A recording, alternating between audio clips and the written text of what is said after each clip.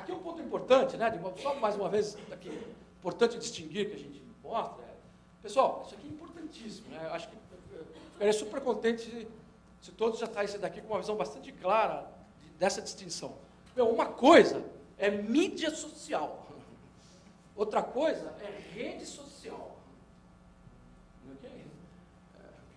Eu posso fazer uma rede social com mídia social. A mídia social, normalmente, quando a gente fala em mídia social, nós estamos nos atendo às mídias sociais públicas, que a gente conhece no nosso dia a dia, pessoa física, Twitter, Facebook, LinkedIn, se interessa, Instagram. Essas são as mídias pelo qual eu faço transitar algum tipo de informação. Quando a gente fala, de novo, em uma rede social, que é o que está permeando com social business, ou com empresa com características sociais, nós estamos falando em usar os mesmos elementos, a mesma ideia, os mesmos componentes que estão aqui dentro da empresa. Não significa ter que usar o Twitter dentro da empresa. Não é isso. É usar uma funcionalidade, um conceito de microblog, que é o Twitter, que a gente chama de post, dentro da empresa. Ok? Então, de novo, mais uma vez, quando eu falo assim, social business, mas eu já, os meus colaboradores já acessam o Facebook dentro da empresa. Portanto, eu já sou social business. Não, não é isso. As mídias sociais, normalmente, elas estão preocupadas com o mundo externo, com a sua relação da marca, do brand, provavelmente, na maioria das vezes, com seus clientes. Quando a gente fala de uma rede social corporativa e uma empresa social, ela está, num primeiro momento, olhando para dentro dos seus processos, que é isso por onde se inicia a brincadeira, e dizendo, o que dentro desse processo aqui eu posso embutir de elemento social? E por acaso, se tiver cliente, fornecedor, ou algum outro stakeholder externo, eu vou convidar esses caras para também compartilharem dentro da minha comunidade. Tá? Então, acho que é importante essa distinção aqui. E, de novo, eu não estou dizendo que é um ou outro. Não, pelo contrário. São os dois. Porque sobre a ótica externa, eu estou olhando para cá. Sobre a ótica interna, eu estou olhando para cá. Ok? E aí, vamos lá. O que a gente tem visto, tem acompanhado ao longo dos anos? Que realmente essa transformação que a gente chama, ela é meio inexorável. Assim, é meio unânime de que todo mundo olha assim e fala, pô, legal, não, eu preciso. Né, os principais CEOs de empresas, está aqui um estudo feito em 2012, dizendo, olha, em 2012, naquela época, naquele ano, eu estou movendo, eu estou investindo isso, 46% das empresas diziam que sim. Em 2015, que espera que isso já passe para 62%. Então, assim, é um movimento natural que vai acontecer de que, as empresas vão, da mesma forma como elas, há alguns anos, implantaram o e-mail sob a ótica de comunicação corporativa, o mesmo fenômeno de maturidade está começando a acontecer agora com as redes sociais corporativas. Então, assim, é engraçadíssimo, porque eu comecei minha vida profissional, faz tanto tempo assim, mas assim, a minha empresa, eu praticamente já comecei como empresa e tal, empreendedor, a minha empresa era paga para mostrar para a direção das empresas o ROI de correio eletrônico. Então, o que a gente fazia? ROI, retorno sobre o investimento de correio eletrônico.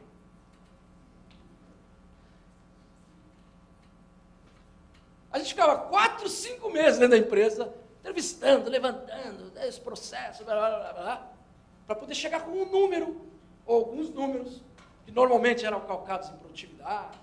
E aí ficava aquela discussão, né? Era normalmente assim, não, implanta o correio eletrônico para secretários dos diretores. Eu falava, não, mas o processo, o diretor também está envolvido. Não, o diretor não vai botar a mão nesse negócio nunca. Bota para secretárias do diretor.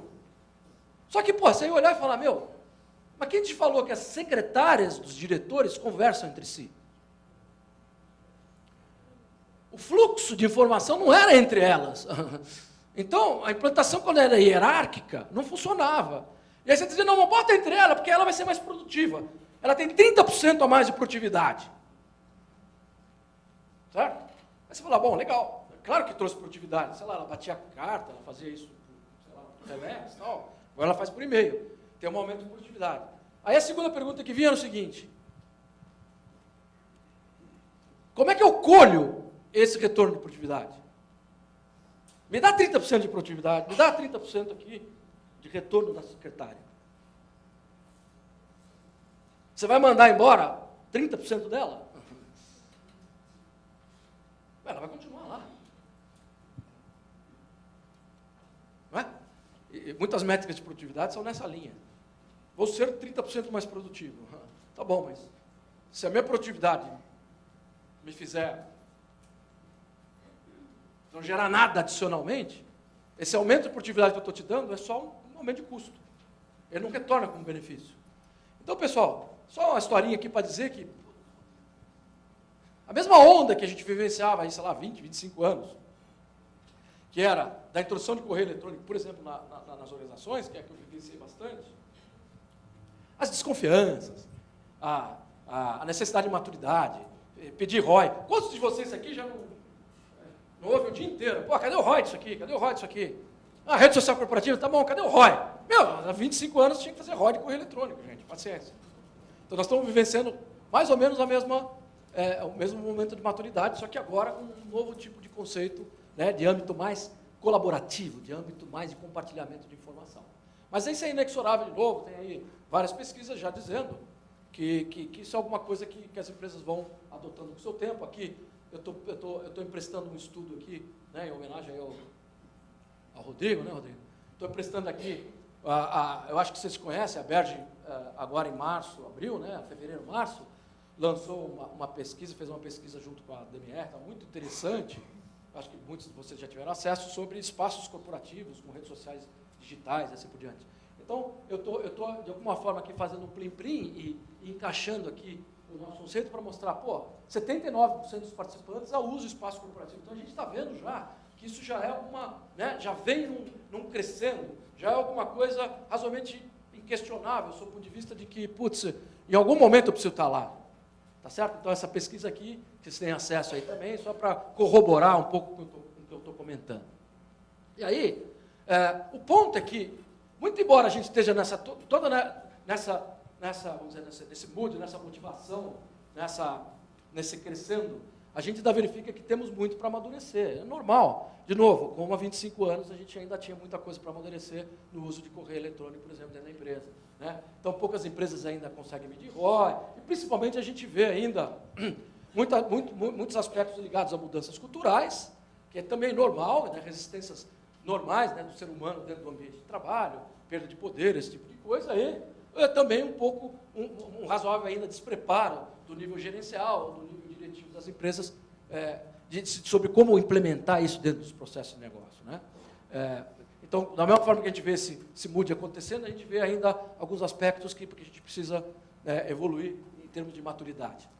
Aqui, só para corroborar mais uma vez, de novo, pesquisas de CEOs dizendo, eu tenho que usar, em 2015, 73% dos meus canais de comunicação com clientes serão com instrumentos sociais e assim por diante. E, basicamente, pessoal, essa pesquisa aqui mostrou, né, de novo, em 2012, que os CEOs, o nível diretivo das empresas, enxerga redes sociais corporativas, basicamente com três grandes pilares, em três grandes aplicações dentro da empresa.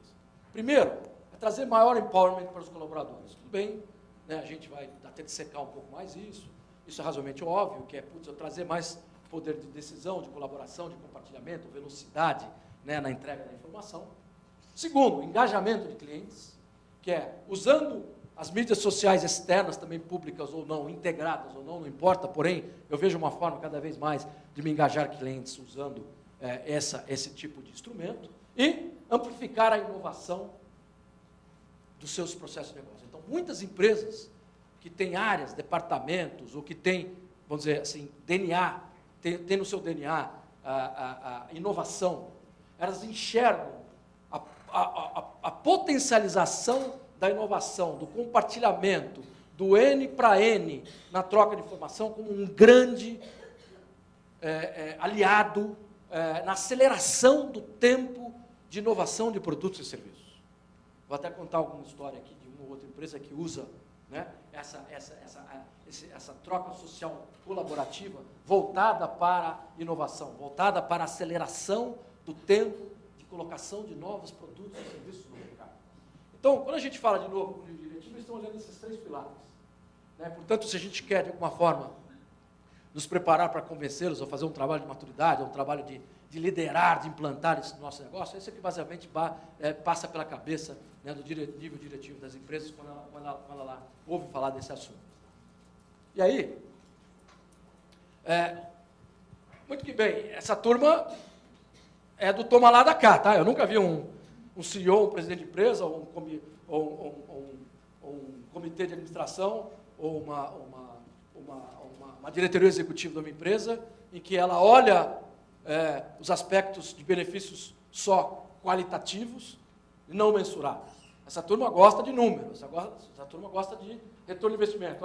Você vai investir 1.000 aqui, então quanto você vai me trazer em troca? Pô, você está me tirando 10 mil aqui desse bolso, quanto você vai me voltar desse lado? E é aqui, às vezes, que a gente peca. Né? Eu estou aqui fazendo meia-culpa também, né? Nos nossos projetos em geral. A gente tem ideias, a gente tem projetos, né? E a gente não nos prepara devidamente para apresentar e falar, pô, não tenho budget, não tenho budget. Pô, ninguém tem budget. Eu nunca vi ninguém ter budget na minha vida. Né? Não tem budget para nada. Então, não tem budget, não tem budget. Mas isso não tem budget, é uma área pobre, não tem budget. Tudo bem, eu até concordo, isso aqui, e aí, vão ficar nessa aí quanto tempo? Eu sou pobre, não tenho budget, porque meus projetos que eu estou apresentando são pobres e não tem ROI. Ou eu não estou conseguindo devidamente mostrar o ROI como deveria. Porque, nós estamos no mundo capitalista, em que eu tomo lá da cá, não tem esse negócio de, putz, me apresenta um projeto aqui, vou fazer uma nova revista, eu quero fazer uma nova ação de comunicação, quero implantar uma rede social corporativa, se eu não mostrar para essa galera aí algum tipo de retorno de benefício mensurável. E os benefícios estão aqui, de alguma forma, isso aqui são exemplos, tá? Quer dizer, na verdade, não é um benchmark, mas é mais ou menos uma média de alguns projetos que já foram executados nessa área, e que aqui para mostrar que, putz, os benefícios estão em algum atributo de aumento de receita, de melhoria de produtividade ou de inovação.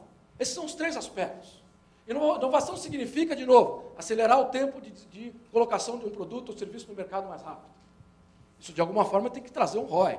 Putz, se eu esperava colocar em 1 ano, estou colocando em 6 meses, eu tenho uma antecipação de receita nisso, eu tenho antecipação de ganho. Ou seja, esse tipo de mensuração aqui, pessoal, depois quem quiser, em detalhe e tal, a gente tem isso aqui meio partido por cada um desses, isso é um número genérico, um número cabalístico aí, mas só para mostrar que, parece que não, mas tem ciência atrás disso. Né? Quando você fala assim, reter talentos, se eu chegar para o presidente da minha empresa e falar, putz, eu vou usar isso aqui porque eu vou reter talentos, ele fala, ótimo, muito que bem, e aí? Reter talentos significa o quê? Significa grana, porra.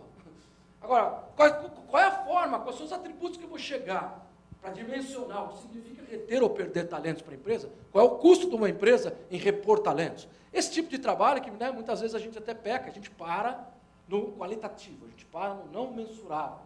E aí a gente realmente tem dificuldade de justificar uma série de ações que a gente gostaria ou que a gente, às vezes, tem certeza que seriam benéficas para a empresa. Mas aqui é só para mostrar que, de novo, pessoal, existem métricas, existem formas, de alguma forma, lógico que cada empresa tem a sua, cada empresa tem o seu driver estratégico aí mais ou menos diferenciado. Tá? Vamos lá, por favor. Um ponto importante que eu queria comentar aqui, que muito se fala, né, sobre isso aqui está meio no cerne como é que se dá a adoção disso? Nós vamos comentar um pouco mais para frente, mas basicamente a gente está falando aqui num conceito que é engajamento. Putz, vocês são doutores nisso, eu humildemente me arvoro aqui a propor assim, engajamento de colaboradores. Vocês são mais que doutores nisso, vocês estão no dia a dia, vocês conhecem, vocês sabem das dificuldades, das facilidades, das formas, dos mecanismos de engajar mais ou menos, né, os colaboradores. Mas basicamente, pessoal, engajamento é um aspecto importantíssimo quando a gente fala, né, na adoção, no uso desse tipo de tecnologia. Você não impõe as pessoas a usarem o Facebook. Você não marca uma data na empresa para implantar a sua rede social corporativa, dizendo, putz, a partir de segunda-feira, 9 da manhã, quando você fizer o login, você é obrigado a postar alguma coisa. Diferentemente do sistema transacional, do sistema de gestão, né, uma rede social corporativa, ou usar elementos sociais dentro da empresa, né, está muito ligado a se engajar, a sentir valor naquilo, a querer usar, sem uma obrigatoriedade. Tanto é que todas as implementações que a gente faz, não são implementações tipo Big Bang, segunda-feira, tal data, começa a usar. São implementações que você vai crescendo. Uma pessoa vai convidando a outra, vai chamando. Como é hoje, né, como a gente funciona hoje nas mídias públicas. é exatamente da mesma forma. Você vai sendo motivado, você vai vendo valor, você vai entendendo que ali tem informações, fofocas, filmes, fotos que você gostaria de estar acompanhando, presenciando, e você vai, com o tempo, você vai adotando, você vai se engajando. E, basicamente, a gente entende que engajamento está ligado a 4 grandes variáveis. A primeira variável é, as pessoas se engajam em alguma coisa quando elas veem a possibilidade de crescimento profissional, né? E aí isso levando para o lado corporativo. Então, quando as pessoas sentem que aquilo que estão fazendo levam a algum crescendo profissional, é uma das variáveis possíveis de engajamento. A segunda variável é o que a gente chama de compromisso. Né? Compromisso com a empresa. Então, compromisso, pessoal, significa não só cumprir datas. Né? Compromisso significa cumprir metas, cumprir objetivos. Trabalhar, se possível, de novo, né? Além do que se é imaginado para atender aquela data atrasada ou aquela meta não cumprida. E do outro lado, também sentir que a empresa também, da mesma forma, tem esse tipo de reciprocidade. O terceiro elemento é participação. Se eu não chamo para participar, se eu tomo decisões não democráticas ou, de novo, decisões unilaterais, o engajamento não acontece. E, por fim, o que a gente chama de reconhecimento. E é aqui que nós vamos nos centrar também muito nas técnicas de adoção. Nós vamos comentar aqui como é que a gente faz, como é que a gente usa técnicas de gamification, por exemplo, para fazer reconhecimento e premiação dos colaboradores para que eles se motivem e usem e se engajem nas redes sociais corporativas. Então, esses aspectos aqui fazem com que, ou bem trabalhados, fazem com que, de alguma forma, os colaboradores estejam, se sintam engajados. Pessoal, sentir engajado não é estar feliz no trabalho.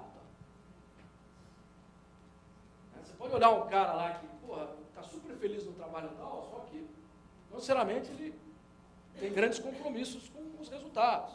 Não necessariamente ele está enxergando que aquilo ali vai, de fato, promover. Mas ele está contente, está feliz. A gente mistura um pouco essas coisas, né? A gente acha que o colaborador, quando ele está feliz, está tudo bem. Está nada. Está tudo bem do 9 to 5, das 9 às 5. Porém, muitas vezes o que a empresa precisa não é muito mais sobre a ótica de horas de trabalho, é muito mais sobre um compromisso pessoal dele com aquilo que ele está, de fato, acreditando dentro da empresa. Tá? E aí, veja, quando a gente fala de engajamento, a gente usa engajamento, inclusive, por favor, como métricas. Então, quando você tem um funcionário mais engajado e menos engajado, olha que coisa interessante. A média de absenteísmo e faltas, do ano de quem é mais engajado é menor do que menos engajado. Por que será? É coisa óbvia, né? Um negócio assim meio... Só que, na hora que a gente mostra números, que a gente compara, que a gente vê benchmarks, a gente tem uma... nós estamos falando de quase 3 vezes mais. E aí você vai dizer, como é que isso aí se traduz no bottom line da empresa? Depende de cada empresa. Vamos lá, vamos olhar, vamos medir. Mas, isso aqui é uma métrica importantíssima para mostrar que o engajamento, ações de engajamento da empresa levam a algum tipo de benefício mensurável, que é muitas vezes o que a gente não tem ou que não consegue medir. E aí, por favor, agora um monte de renda. Está vendo? Representa 12% da satisfação de clientes, 38% de probabilidade de aumentar a produtividade, e aí vai. Tem um monte de métrica aqui para dizer, comparar o cara engajado e o cara não engajado. E eu não sei se vocês têm essa sensibilidade, mas nas organizações hoje, de uma maneira geral, eu estou falando um número também mundial, depois o número do Brasil, você pega um pedaço menor dessa amostra, mas vamos inferir que esse número global, ele pode ser também aplicado à realidade brasileira. Nós estamos falando que 23% dos colaboradores nas empresas podem ser definidos como engajados. Apenas. Não sei se vocês acham que apenas ou se é muito, mas eu acho pouquíssimo. Ou seja, significa que esses 23, que é um quarto da empresa, está carregando os outros 3 quartos. Carregando sobre a ótica de compromisso, sobre a ótica de crescimento, sobre a ótica de participação. Ok? Então é um número que a gente também usa bastante.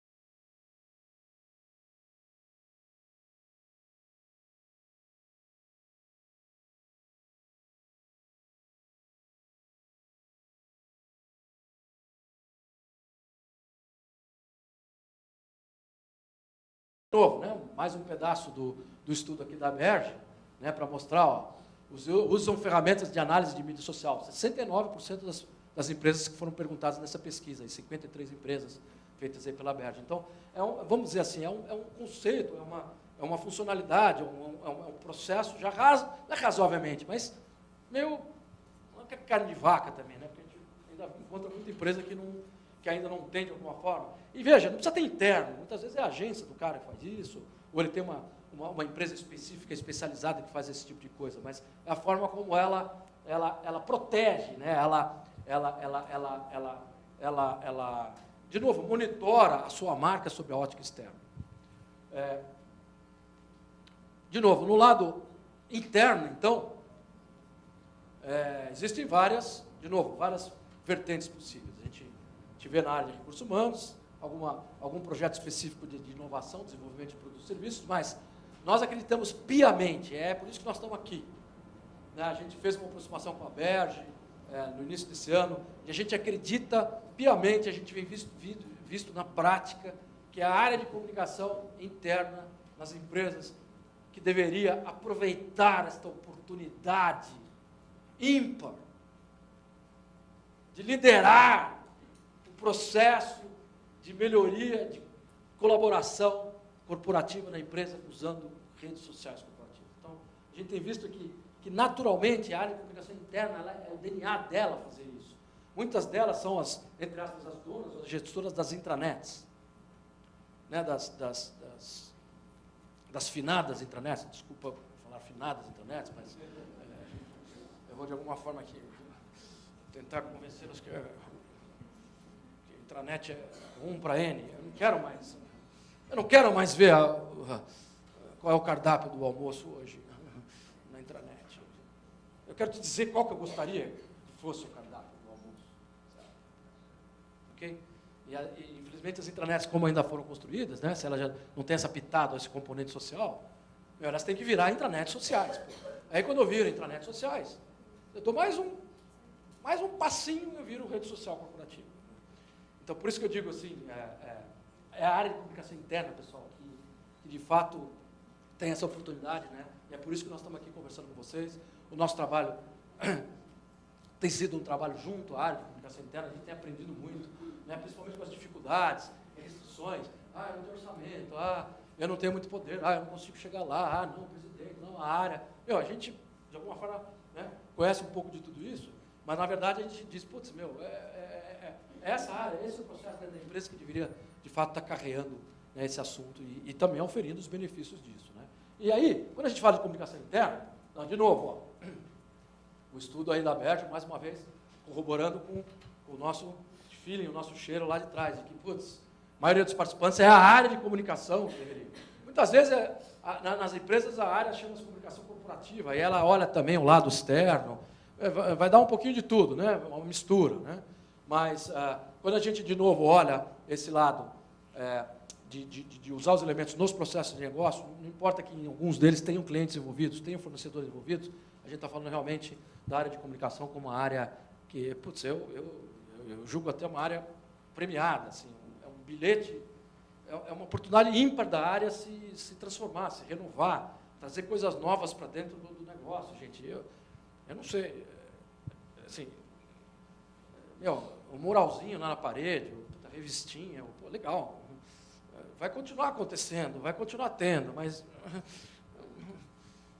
tem umas coisinhas a mais para a gente fazer, né? Tem coisinha mais moderna,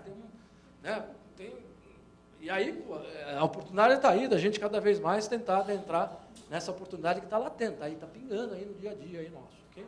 Então, de novo, aqui corroborando com a área de comunicação, por favor. E, de novo, não vou aqui ficar chorando uma olhada, uma rede social corporativa é isso. Você imagina uma plataforma dentro da sua empresa, de novo, pode ser em nuvem, pode ser um serviço, pode ser instalação de software, não importa, não vamos entrar aqui, o objetivo não é entrar aqui no conceito técnico, se a ferramenta A, B, C ou D é melhor que a Y, K, Z, mas aqui é importante a gente enxergar que eu tenho uma série de elementos sociais possíveis de ser usados. E, por exemplo, eu tenho elementos sociais que eu só uso no mundo corporativo, eu não uso no mundo pessoa física. E o mundo corporativo exige, por exemplo, que eu tenha controle de documentos, Pô, onde que eu vou ter controle de documentos aí numa mídia social pública? No mundo corporativo, eu preciso ter controle de documentos, revisão, preciso compartilhar, fazer com várias pessoas, participam do mesmo Word ao mesmo tempo. Ou seja, tem aí uma riqueza também de componentes sociais, ou de elementos sociais, que eu trago para o mundo corporativo, que não necessariamente eu tenho no mundo pessoa física. Mas pessoal, ipsis literis, é uma cópia praticamente fiel de tudo que a gente já aprendeu e que sabe usar nas mídias sociais públicas dentro de uma plataforma corporativa. Né? E que os meus amigos, entre aspas, serão os membros dos meus colaboradores, das minhas comunidades, e assim por diante. Todo esse conceito de comunidade, que antes vinha do Orkut, né? O Orkut, também o difuntino Orkut, que muitos de nós usávamos, ele é muito baseado no conceito de comunidades, o Facebook menos, mas pô, nas empresas renasce o conceito de comunidade, porque é importante eu agrupar os participantes, né? Os membros, de acordo com comunidades que tenham assuntos afins, e não importa se o cara é interno, externo, se ele é cliente, se ele é fornecedor. Né? Eu dou autorização, eu modero o que é discutido, eu troco documentos, eu troco experiências ali dentro daquele ambiente controlado, com segurança, com moderação. E também os aspectos móveis. Né? Também, isso é meio por tabela, não precisa ficar repetindo que também tudo que eu tenho nos meus desktops, eu vou trabalhar no tablet, vou trabalhar em aplicativos e assim por diante. Sobre a ótica de comunicação interna, né, a gente foca aqui, a gente fala, putz, comunicação interna, me desculpa se ficou faltando algum componente aqui, ou depois, eventualmente, a gente enriquecer um pouco, mas a área de comunicação interna tem seus desafios. Né? Alguns dos desafios estão basicamente aqui, promover engajamento do colaborador. Putz, coisa difícil. Né? A gente comentou aqui, quais são as técnicas, qual é a forma, como é que eu faço com que o cara engaje, que o cara participe, que o cara colabore.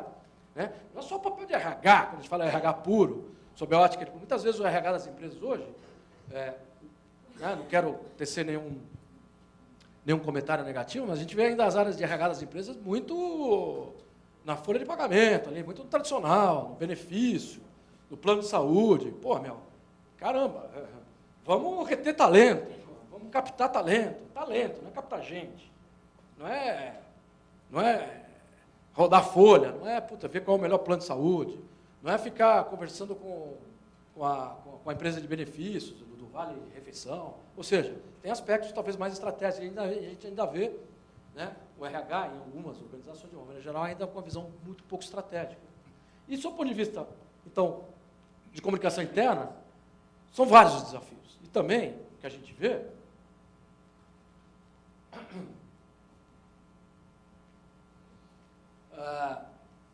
alguns desses desafios aqui, de novo, vários, né? O que eu tenho para fazer? E aí, alguns deles, a grande maioria deles, a gente consegue enxergar que o uso de redes sociais corporativas,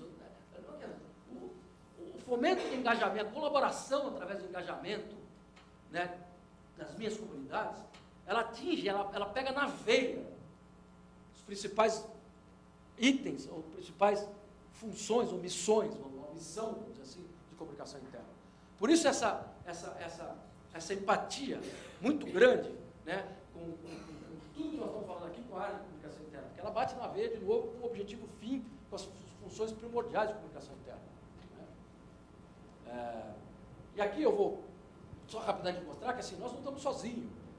Né? Às vezes a gente tem uma tendência de dizer assim, putz, vamos reinventar a roda. Não, vamos ver como que é a melhor técnica de engajamento do colaborador para usar o Wiki na minha comunidade.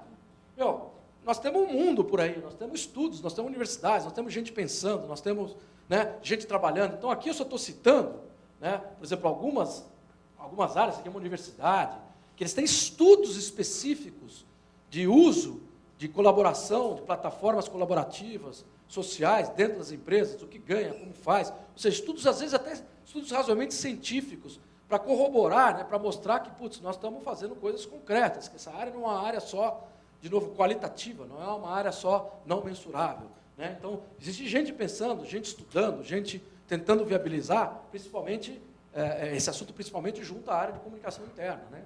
Então, a universidade, isso aqui, por exemplo, a associação de informações, então, mostra, né, e tem aqui alguns componentes para dizer, putz, é por aí mesmo, olha o que traz, olha que tipo de benefício que já aconteceram em algumas empresas, como é que está sendo a resistência desse lado. Então, aqui só para mostrar que, de novo, nós não estamos sozinhos. Toda hora que a gente precisa de algum apoio conceitual, de algum apoio de benchmark e tal, a gente tem, né, por aí fora, né, não só os casos de implantação de empresa, mas os estudiosos de empresas que estão preocupadas em justificar esse tipo de coisa.